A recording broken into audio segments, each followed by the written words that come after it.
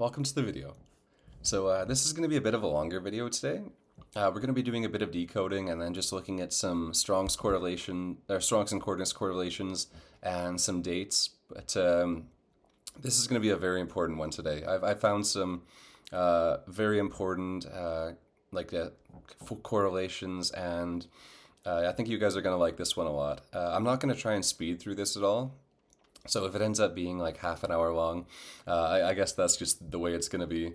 But get your teas, get your coffees, and just enjoy. And before we begin here, I'm just going to read a quick and simple gospel. John chapter 3, verse 16. For God so loved the world that he gave his only begotten Son, that whosoever believeth in him should not perish but have everlasting life. And that's all you have to do. All you have to do is believe in him. It doesn't matter how good of a person you've been in your life, or how often you've gone to church, or given to charity. The only path to salvation is believing in his sacrifice on the cross and what he did for you. It's a free gift, and all we have to do is accept it. The only thing you had to do is what you've done. You've seen through the lies that are built up around you in this life, that you've been immersed in since birth. Lies that tell you that you came from a monkey, or there is no God, or that you're on this spinning ball flying through space at like an astronomical speed. The only thing we've had to do is what we've done, and we've seen through these lies, and seen the only truth, and that's Christ. He is the only truth in this world full of lies, and all we had to do is find that. It's not a work, but and it has nothing to do with salvation, but it's the only thing that we had to do, and we did it. So let's go. First, we're just gonna watch a little bit of a video here. So I have this kind of broken down into about 4 sections. So the first thing that we're gonna do is we're gonna watch this one scene from Back to the Future, and I'm just gonna make sure I have the sound on real quick. Actually, there we go. Every time, but we're gonna watch this scene from Back to the Future, and we're gonna look at another couple scenes from it as well. But before I begin here, I'll just do a quick disclaimer. Everything from this point forward in the video is purely for entertainment purposes, not to be taken seriously, and we're just having some fun here. So, all right, I'll just start this scene here.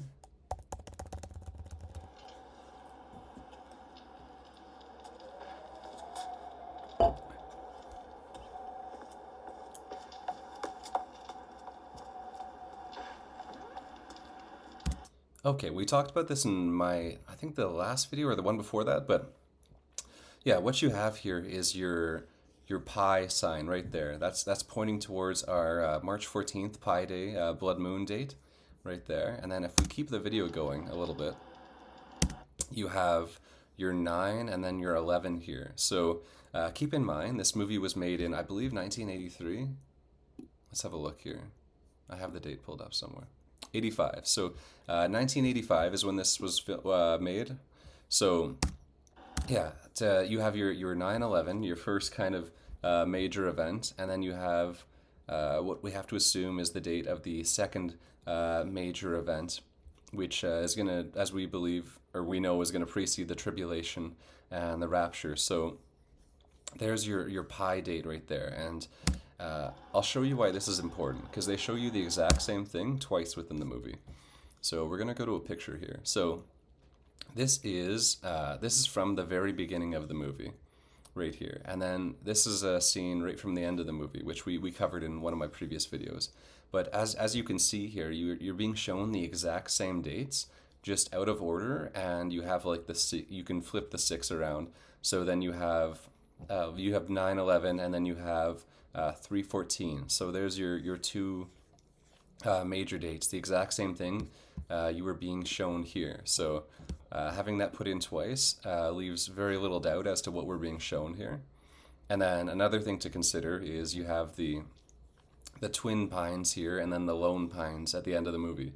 So in this first major event, you have 2 trees, quote unquote, being knocked down.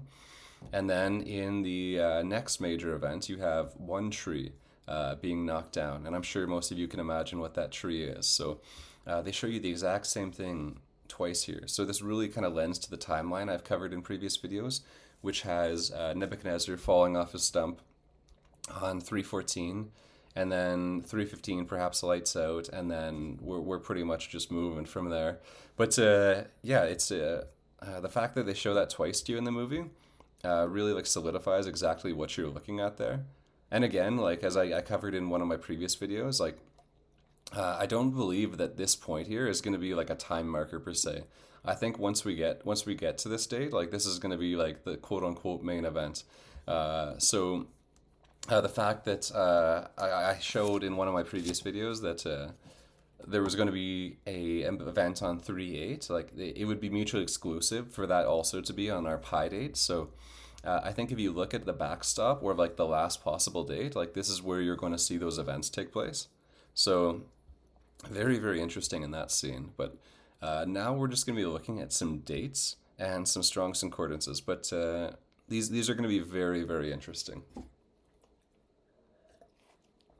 So the first thing that we're going to look at here is the Back to the Future date, release date. So July 3rd, 1985. And then we're going to put in our pi blood moon date here. So March 14th, 2025. And then we're going to cover all of this actually. And it's almost like a language in itself. It's very, very interesting. So we'll look at the days first. So we have 14,499 days. So we're essentially going to break this up into two parts with 144 and then 99. So if you watch one of my previous videos where I do a kind of decode of this Simpsons episode where Bart tears down the sign, it says he stayed up till 10:44 p.m. And then in another scene, we kind of decoded a couple letters to also show us a 1044 in gematria. I'll just pull that up now for anyone that doesn't remember. I think it's FD. So we had 10 ordinal and then reversed 44. So again, that's our if we remove the 0, we're down to our 144, which as I mentioned in a post is actually Adar. So that is the current Hebrew month we are in. So if we kind of look at this as a sort of language here, we have Adar here and then 99. So Rapture happens to be 99 in ordinal. So if you look at this here, then you'd have this may seem kind of contrived, but we're going to go through some more things and you'll see that there actually is kind of like a language encoded in here because I believe this is like a very important date. So you have Adar and then Rapture. So Adar Rapture. So very, very, very interesting. It's also coincides with that 1044 we were looking at in the Simpsons video. So very, very interesting. This on the bottom is going to be like even more kind of contrived, but it's also like a very interesting language as well. So we're going to take 39 and add 8 here. So we end up with 47. So as you see right below, you have the same thing. You have 47 at the front. So we're going to assume 47 is a certain individual. I'm sure you can guess. So we have 47 and then 11. And we'll go to 11 in Strong's, which is in Hebrew, destruction. It represents the ultimate end of life and the finality of death. So very, very, very interesting there. So you'd have like 47 and then destruction. And then down here you would have 47 and then, as we did in our previous video, flip the 6 around and then you have your 911. So 47, 911. So there's almost like a strange kind of language encoded in here, but it all kind of points to essentially the same thing or like the same time period, like different events, obviously. But that one I found very, very interesting. So yeah, we have Adar there, Rapture. So Adar Rapture, very, very interesting. Our next date we're going to look at here is this one is just incredible. Like I was almost a little emotional reading this one. But so we have I've covered it in previous videos, which is a very, very important time marker, is we have our October 2nd, 2024 eclipse, which let's just pull that up here. October eclipse 2024. On Wednesday, October 2nd, 2024, an annular solar eclipse will be visible from parts of South America, Antarctica, and so on, so on. And this happened on Rosh Hashanah, so let's just throw that in there. So this happened on the Jewish Feast of Trumpets. So very, very, very interesting date. I watched this eclipse happen live, and it was just incredible. I'm sure for most of you, there's been certain moments, like dreams, moments, just something that's in your mind that's just kind of like always stuck with you as being like incredibly important. And for me, this is one of them. And I always compare and contrast dates to it because I think it's like very, very important. We'll just kind of close those. We've gone over that. And so we're going to be looking at the numbers here. So the very first thing we're going to look at is 165. So between our eclipse and our 316 date, we have 165 days. So we're going to pull up 165 in Strong's, and very, very interesting. So you have Strong's Greek for 165, age, eternity. So the Greek word, don't ask me to say that, primarily denotes an age or a long period of time. So when you think about it, this could be denoting like the end of an age, the end of the church age, and the beginning of the tribulation. So incredibly interesting there. I think that's very, very important. And then we'll work our way down here. So then we have 5 months, 14 days. We're gonna pull up 514 here. This one is incredible. So Strong's Greek for 514 is used to describe those who are deemed worthy of God's kingdom, honor, or specific roles within the Christian community. So the important part there was those who are deemed worthy of God's kingdom. So how about that? That's our 316 date from our wedding ring eclipse. Like how incredible is that correlation? Very, very, very interesting. And well, if we work our way down here, so we have 23 weeks and 4 days. This one is not important so much as there's a strong correlation to it, but I'm sure most of you, there's certain numbers that you see very often throughout your day. For example, one, which I saw 1111, I think every single day for about like a 3 to 4 month period. So it was very reoccurring. And another one was actually 234. I saw that very, very often. So I believe this is exactly what that 234 is. It's the 23 weeks and 4 days from our October 2nd eclipse to our potential or likely departure date right there. So that one I think kind of more or less solves the 234 that I've been seeing constantly, and I'm sure a lot of you have as well. So yeah, that one is very, very interesting. And we'll just move on to our next part here. So this is actually going way quicker than I thought it would. Like this might not be the long video that I thought it was going to be. But let's go to our next date here. So this one, I actually don't have the answers for this video per se, for this like the correlations per se. But I just included it because it has very, very, very strong symmetry in like a strange way. So obviously we have September 11th, 2001, and then we have what appears to be our second major events date. So we have March 14th, 2025, and resulting for days is 85, 85. So very, very interesting symmetry there.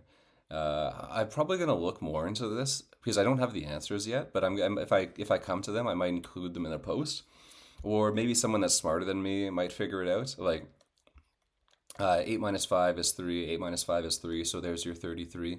Your third of your fallen angels, like the third of the angels fell from heaven. So that could be your correlation right there. You have your 33. 23 years. Actually, we're going to go to iPad Goat here. So outside of the kind of classroom scene, you have Psalms in like a very heavily stylized way. I think like the S is this lightning. Psalms 23. So between our 9/11 date and our 3/14 date, we have 23 years, which this could be the significance right there. That could be it.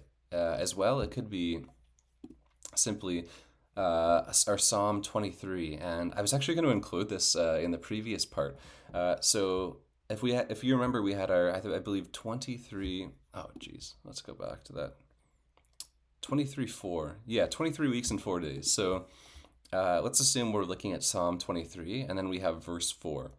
Ye though I walk through the valley of the shadow of death, I fear no evil, for thou art with me. Thy rod and thy staff, they comfort me.